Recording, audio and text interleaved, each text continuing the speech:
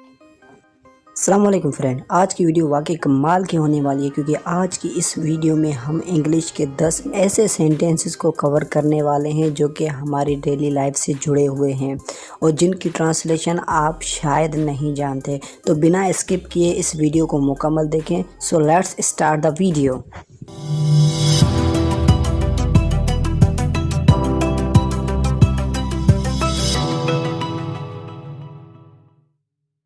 Sentence number 1, मैंने English सीखने में कोई कसर नहीं छोड़ी। I did not leave any point in learning English.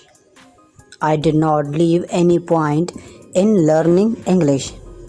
Sentence number 2, क्या तुम कभी भी नेशनल स्टेडियम गए हो? Have you ever gone to national stadium?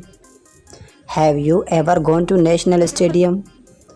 Sentence number 3, कहने की ज़रूरत नहीं, मैं खुद ये काम कर लूँगा।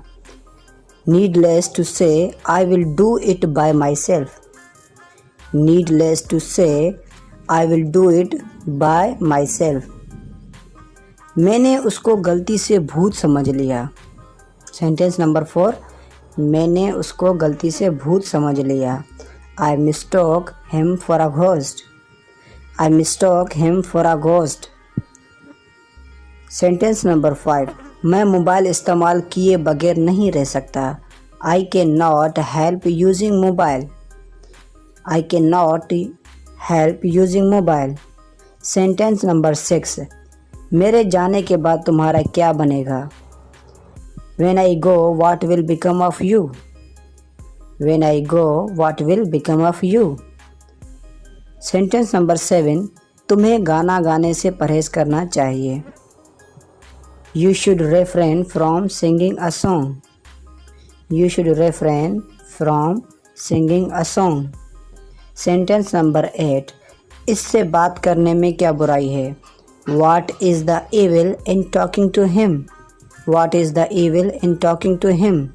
Sentence number 9, तमीज़ नाम की भी कोई चीज़ होती है। There is something called manners. There is something called manners. Sentence number 10 and last not the least, बीमार होने के बावजूद वो स्कूल जाता है। Despite being he goes to school. Despite being ill he goes to school.